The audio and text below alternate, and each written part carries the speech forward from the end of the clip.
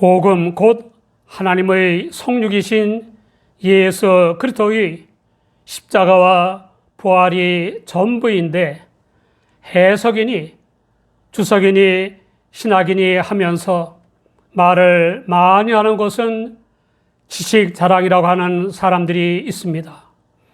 설교자는 강단에서 복음만을 선포해야 한다는 주장에 대해 복음은 뻔한 내용인데 어떻게 매번 복음만 선포하느냐고 하는 사람들이 있습니다.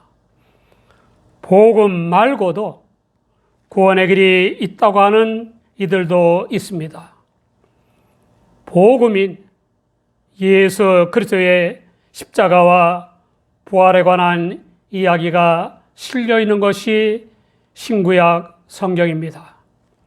그 성경에는 영원부터 존재하시는 우주 만물과 인간의 창조주여 섭리자이시며 구원자여 심판자이신 하나님의 계시가 기록되었습니다.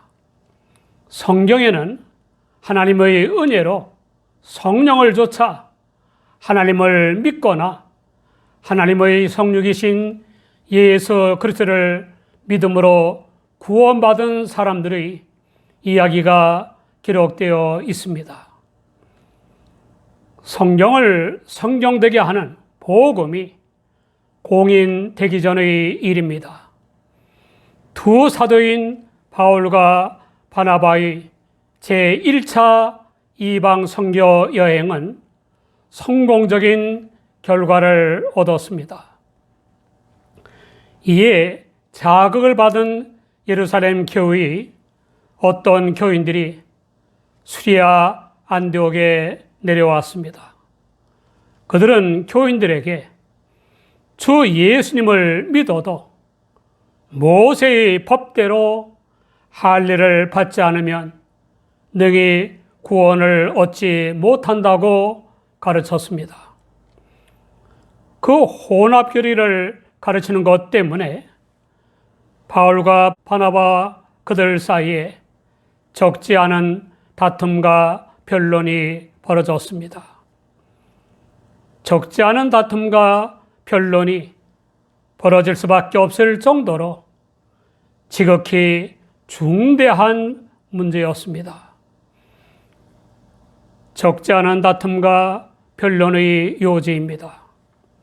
바울과 바나바는 하나님의 약속대로 오신 주 예수님을 믿기만 하면 구원받는다는 것이고, 예루살렘 교회는 주 예수님을 믿어도 할례를 받고 율법을 지켜야만 구원받는다는 것입니다. 이 구원관에는 주 예수님을 믿는 것은 별 의미가 없습니다. 두 구원관의 차이는 복음과 율법, 믿음과 행위, 하나님의 의와 자기의 의, 은혜와 공로, 그리고 이방인 교회와 예루살렘 교회 사이 대립을 초래했습니다. 만약 그들의 혼합주의적 구원관이 관철되었다면 기독교는 성립될 수 없었을 것이고, 성립된다 하더라도 유대교의 아류가 되었을 것입니다. 구원 문제는 도덕적 모범과 탈선, 성공과 실패, 생과 사가 걸린 가르침 정도가 아닙니다. 구원에 대한 가르침이란 죄의 사함과 처벌, 성결한 삶과 죄악의 삶, 복과 화, 사후의 영원한 천국과 지옥이 걸렸기 때문에 그 가르침보다 더 중대한 문제가 없습니다. 내세의 문제는 죽어봐야 한다고 하면서 외면하는 사람들이 있습니다. 자기의 의지와 상관없이 생명이 주어졌고 존재하게 됐는데 말입니다. 모든 인간은 늘 세포가 생성소멸하면서 서서히 죽어가고 있습니다. 그리고 죽음은 잠시 후일 수도 있습니다. 돌발사도 있습니다. 그러므로 잘못된 구원의 가르침은 사적으로 조용히 처리할 문제가 아닙니다. 적지 않은 다툼과 변론에도 해결이 되지 않았으므로 수리아 안디옥 교회는 바울과 바나바와 함께 몇 사람을 예루살렘에 있는 사도와 장로들에게 보내기로 작정했습니다. 교회의 작정과 기도를 통해 받은 계시 때문에 바울 사도는 예루살렘에 올라갔고 바나바와 디도 등이 동행했습니다.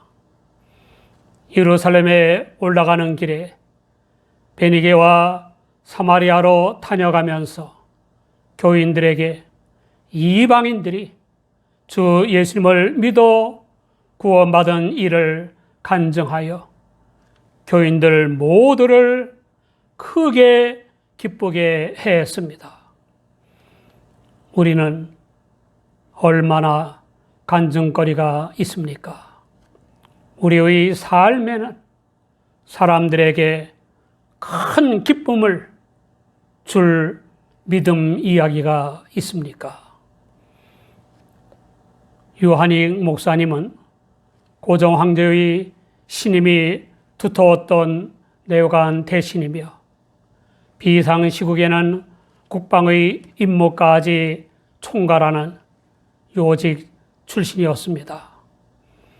일제의 침탈로 그 요직에서 밀려나 낙향한 후에 나라를 살릴 길은 개화밖에 없다고 판단하고 개화를 이루는 길은 오직 기독교뿐이라고 판단하여 감리교회에 입문했습니다.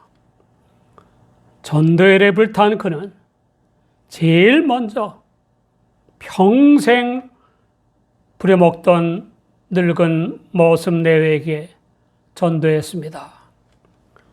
형님, 누님, 예수 믿으세요. 형님, 누님 소리에 아연실색하는 모습 내외를 설득하여 믿게 했습니다. 모든 식솔들이 믿게 되었습니다. 그 모습한테 형님, 누님 했는데 누구에겐들 전도 못하겠냐 하는 생각으로 온 마을을 누비고 다니면서 전도했습니다. 그 목사님이 개척하여 설립한 교회가 많았는데 그 중에 서울 석교교회와 남춘천교회와 춘천 석사교회가 있습니다. 우리도 주 하나님을 기쁘시게 하고 사람들에게 구원의 큰 기쁨을 주어야 하지 않습니까? 어느 국가에나 국민의 신뢰와 존경을 받아야 하는 국회의원들 중에는 직무 능력과 무관한 자녀나 이해관계가 있는 사람을 보좌관으로 채용하여 큰 기쁨을 주고 국민들에게는 큰 실망감을 주는 이들이 있습니다. 어떤 국회의원들은 보좌관의 월급 일부를 정치자금으로 가로채어 비애와 서글픈 마음을 갖게 했습니다. 주 예수님을 전하여 믿고 구원받게 하는 것은 하나님께 큰 기쁨을 드리는 것이고 목자와 성도들을 크게 기쁘게 하는 것입니다. 예루살렘에 도착한 바울과 바나바 일행은 예루살렘 교회와 사도와 장로들의 공적 모임에서 대대적인 환영을 받았습니다. 두 사도는 제1차 선교 여행 중에 하나님께서 함께 하시면서 이방인들에게 행하신 기사와 이적을 모두 간증했습니다. 하나님께서 할례도 안 받고 율법도 모르는 이방인들에게 믿음으로 구원의 사랑을 받게 하시고 은혜로운 역사를 하셨다는 간증은 유대인 교인들에게는 믿을 수 없는 큰 충격이었습니다. 인정하기가 어려웠습니다. 바리새파인 어떤 교인들은 선교의 열매인 이방인들은 구원받은 것이 아니라 구원받기 위한 예비 단계에 있는 것이라고 생각했습니다. 그래서 이방인에게 할례를 주고 모세의 율법을 지키라고 명하는 것이 마땅하다고 발언했습니다. 그러나 그 바리새파인 교인들은 교인다운 발언은커녕 복음에 반하는 발언이라는 사실은 알지 못했습니다. 몸은 교회를 다니는 교인이지만 마음과 정신과 생활은 믿기 전의 옛사람인 현대 교인들이 적지 않습니다. 용기도 열정도 성실도 책임감도 다 좋지만 잘못 아는 것에 대한 용기와 열심과 성실과 책임감은 불행을 초래하는 것입니다. 정말 좋고 절실한 것은 복음을 바로 아는 것입니다.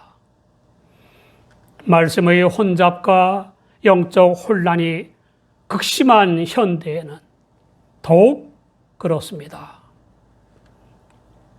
돈과 출세와 이기적 욕심을 위해 이성에만 치우치는 탓에 영적 지각을 상실한 현대인들은 성령의 체험이나 감화로 인한 영적 지각을 되살려야 합니다. 그리하여 영이신 하나님을 알고 성령을 통해 예수님이 주이심을 알아야 합니다. 고린도전서 10장 3절 후반에 성령으로 아니하고는 누구든지 예수를 주시라 할 수 없느니라 라고 했습니다. 바리새파인 교인들의 발언이 있은 후에 사도와 장로들이 주 예수님을 믿는 이방인이 구원을 얻기 위해서 할례를 받고 율법을 지켜야 하는가 하는 문제를 의논하러 모였습니다.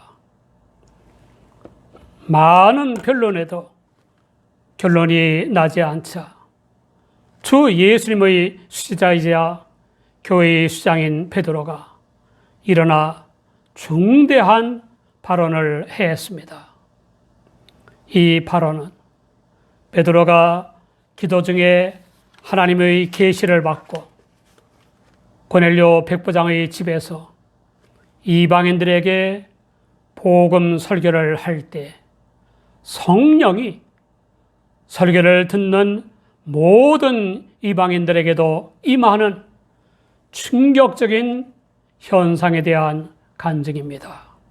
또 성령을 모신 이방인들이 성령의 은사인 방언을 말하며 하나님을 높이는 현상에 놀랐던 경험을 간증한 것입니다.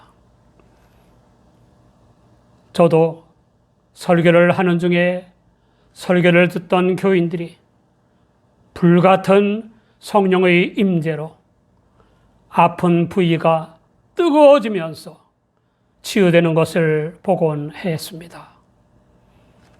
오랜 동안 결핵성 늑막염으로 숨 쉬는 것까지 힘들어하던 여성도가 속회 예배 중에 설교를 듣다가 갑자기 성령의 임재로 아 뜨거워 하면서 가슴을 계속 두드리다가 울며 불며 회개하더니 치유되는 것도 경험했습니다.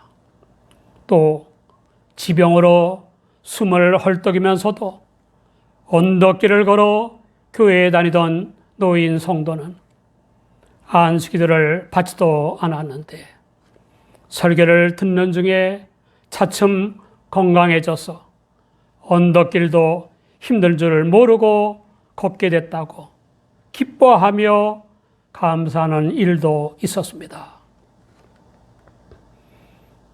핍박하는 일부 임원들 때문에 몹시 힘들었던 시기가 있었습니다.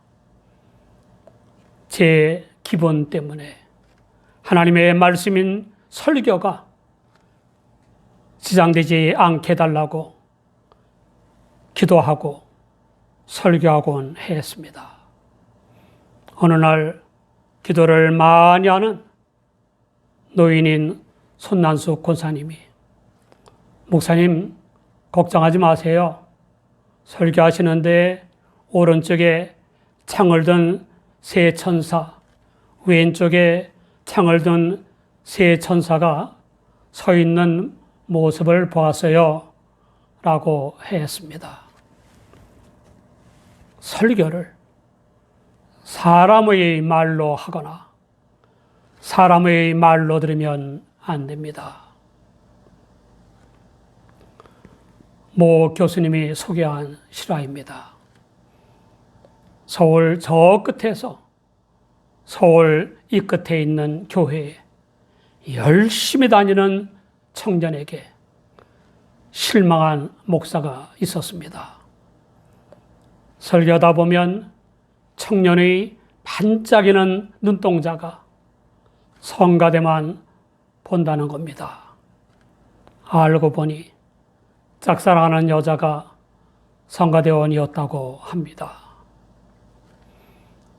사랑하는 여러분, 상이한 구원관 때문에 예루살렘 교회와 이방인 교회로 갈라질 심각한 위기가 이방인들에게 한 베드로의 설교 중에 일어난 성령 체험 덕에 복음이 공인되는 결정적인 기회가 되었습니다.